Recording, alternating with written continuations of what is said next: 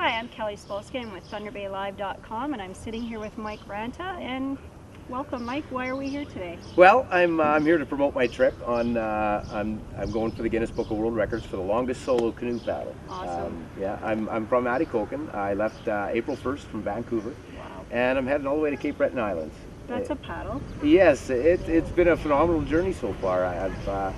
I've been gone now. I think it's day 124. So it's been a long camping trip. Wow. And who's this find? Well, that's my navigator slash best friend slash bear chaser and protector all the way around. Wow. And she's had a little problem with wildlife too on the Yeah, way, he's a boy, and we had some issues with some coyotes. They had to actually try to come get him out of the tent at one time, and it was at 2 o'clock in the morning. It was a different situation. I've never witnessed him that aggressive before. No. So it was unique, but we took care of business, and he knows what to do, and I know what to do, and it's not the first time we've been in situations Right. like that. So. Wow. So tell me how the trip's been so far and where you've been and what's happening. Rain, lots of rain. Over 2/3 of my trip now has been lots of rain, and it's been crazy. BC was beautiful, a very tough province to get through. Alberta was gorgeous, great people amongst the foothills of the mountains there. The prairies were awesome. Saskatchewan was just beautiful. I had an opportunity to go up to some northern communities up there, and with warm welcoming. I mean, it was just awesome. Some great people up there. I owe so much. Manitoba was great, right up to the Winnipeg River. It was very high since 1926. Oh wow. Yeah, and I had to fight up the river, and it was a lot of work, but it was a lot of fun too at the same time. It's satisfaction when you've done something like that. Yes, that's the big part of any trip like this, you know. And I take pride in my endurance and my strength in the bush, and you know, you got to have that confidence in there and move forward every day, and just have a lot of fun. Oh, absolutely. And have people been opening up their homes, or you had to tent it most of the way? No, I insist that usually I stay in the tent. Very, you know, and the odd time I'll stay in a home. Very few. Usually it's with family or something like that, or a friend that I haven't seen in a while. And yeah, it's been amazing for weather-wise. It's been quite trying. So you got here in Thunder Bay yesterday, or was it Yes, last night? last night I pulled in late at Fort William. Got a great reception from. I met a fella down there, and he was more than helpful. Really good guy. And I had a couple of friends from Atikokan show up there, and yeah, it was great. Yeah. So they came from Atikokan Yeah. and joined you. Wow. Yeah. Wow. So it was great. The highlight of my trip was pulling into my hometown of Atikokan. That was you know, that was so amazing. I had such a great time there.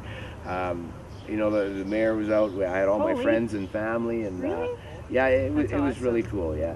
I bet you as you progressed and got more media and more people knowing what you were doing, it got bigger and bigger. And Yeah, bigger. you know, and I've had people actually come out with boat and canoes, come out with plates of food and Really? with water, and it's really heartwarming when you see stuff like that. You know, and not really even knowing what I'm doing in a lot of ways. They just come out and say, you know, they notice me as a lone paddler, and they come out with a plate of warm food. You know, and where else do you see that? That's I lost my impressive. wallet once outside of my hometown. I didn't realize I left my pack there. I got my wallet back. It had $20 more in it than what I left it in. Wow. If you can, you know, where does that happen? You know, Canada. in Canada, exactly. In Canada, you know, yeah. and it's just been amazing like that all the way across. It's very heartwarming. And you have a website? Yes, it's under. I'm on Facebook, Mike Ranta's Paddle, and also there's a link through the Atikokan Youth Center. Okay. And, And that's exactly what you're paddling for, is it? Yes, Is that I'm doing it correct? for the youth center. I'm trying to inspire youth, not just in our community, but anywhere across Canada. You know, like it's hard work, dedication, and you staying positive is the Yes. biggest thing. You can accomplish anything in your life. Absolutely. And there's people there that'll help you. People like the positive, you know. And you know, you hear a lot of negative sometimes in the news and across the way of things. And you know, sometimes you just got to kind of put that out. You know, okay, stay positive and always move forward. Well, we seem like in media they seem to sensationalize, and what people want to read is the heartache of other people. But keep more positive in your life, you know, and see Oh, focus. for sure, Things will yeah. happen. Well, people always like a feel-good Canadian story, no matter what. Well, And this of is what course. it is, you know. At the end of this trip, you know, I'm going to get together with the kids from the teen center, and we're going to build the world's largest paddle. I'm going to make an 80-foot paddle, and yeah, anybody who puts in a $1 donation on the Royal Bank account we have on our website can have their name with the paddle. So they can go actually on the Facebook page and link to the Royal Bank site? I'm not sure if they can go, yeah, they should be able to, yeah, because the account number's there. So I imagine if you got online banking and you got the account number, I imagine they can make a donation right there. And what about the atticokenew.org? Yeah, that's the website, and the Facebook is Mike Ranta's Paddle. Okay, and we have the Royal Bank account actually right here, which we can put it as on the bottom of the interview. We'll make sure that's there, and we'll have that all there. So when do you expect to be finished? I'm hoping mid-October. Realistically, yeah, I still got a long ways to go. I've lost over 70 pounds so far. 70 pounds? Yes, and I feel good. But I did, in all honesty, I did chub up a bit there. You know, just like the old Voyageur used to do before they left Montreal, and that they, you know, they plumped up. You know, mind you, they had it a hell of a lot. Sorry for my language. Oh, that's okay. They had it a lot harder than I did. You know, I've got the modern technology. I got people following. I couldn't imagine how they did it back in the day, you know. And I see some of the paintings and things that will. Yeah, you know, it's beautiful, you know, and it was also known too that the Voyageur didn't live very long. You know, there was very tough lifestyle, but it was so enjoyable. Yeah. Such pride, freedom, you bet. You know, to travel in the bush and that fresh air, being with nature like that, you develop a relationship, you know, and especially with the dog. And a very good sense of the bush, and it's he's like I said, he's awesome. How are the bugs? But everybody's wondering that. Yeah, they're bad. I think that's why I lost a lot of weight. The Canadian swat, hello. Yeah, the swat and the blood loss, I think. But, no, actually, your DNA is all over the north. Yeah, I got a lot of mosquitoes out there with my eyes. Yeah, wow. But you know, it's you know, perseverance. And just stepping ahead and absolutely. So like once you get into your tent at night and you're all and that's why I do keep my long hair. I branch it down like this when I'm walking through portages, and actually that's why the Voyageur had their long hairs to get away from the flies like that. I did not know that. And you know, there was no bug dope back in the day, and I don't like using the stuff myself. I'll use some for his ears a little bit, and yeah, he did his job. But and yeah, it's been trying on that end. They have been brutal right across the board. My first mosquito, I think, was April 7th. Oh, that's early. Yeah, that was out in BC, and it was just the one. But you know, I thought there's going to be more. Oh yeah, absolutely. And I wasn't disappointed. Now Lake Superior presents a lot of challenges, right? Yes, it's been weighing on my mind since Vancouver, and I've paddled the North Shore once before, and it was a beautiful paddle, you know, absolutely gorgeous, but very terrifying at times. She's got so much power. Yes. And she's not afraid to show you, you know. And when she tells you to get off the lake, you listen. And I mean, it's immediate.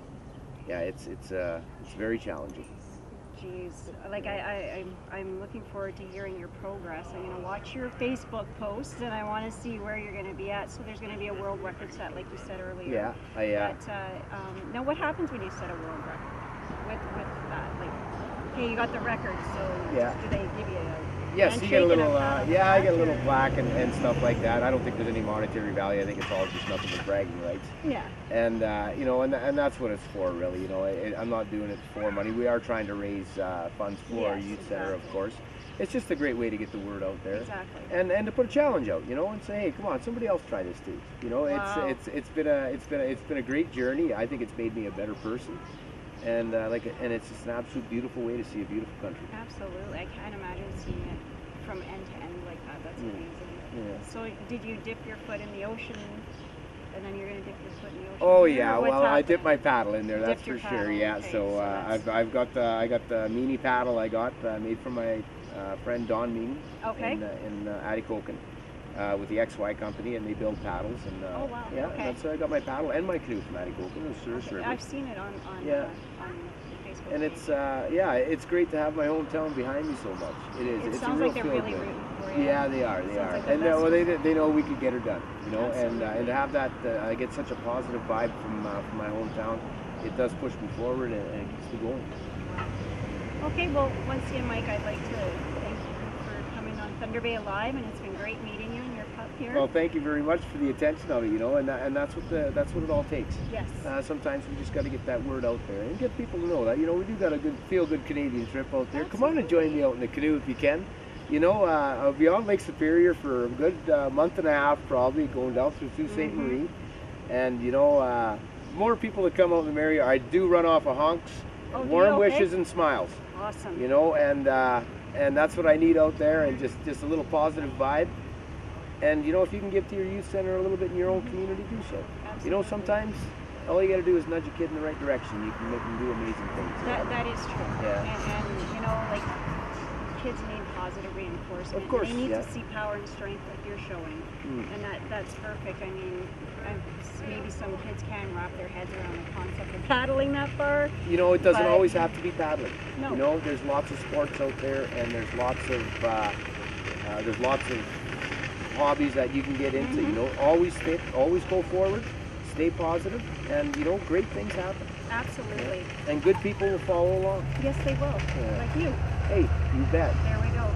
So once again, we'll have access to where you can donate to Mike's cause and help him out along his journey. And remember, give him a honk and a warm plate of food, and he'll be happy. Thanks Smiles, again. honks, and hugs. You bet. Thanks Thank a you. lot.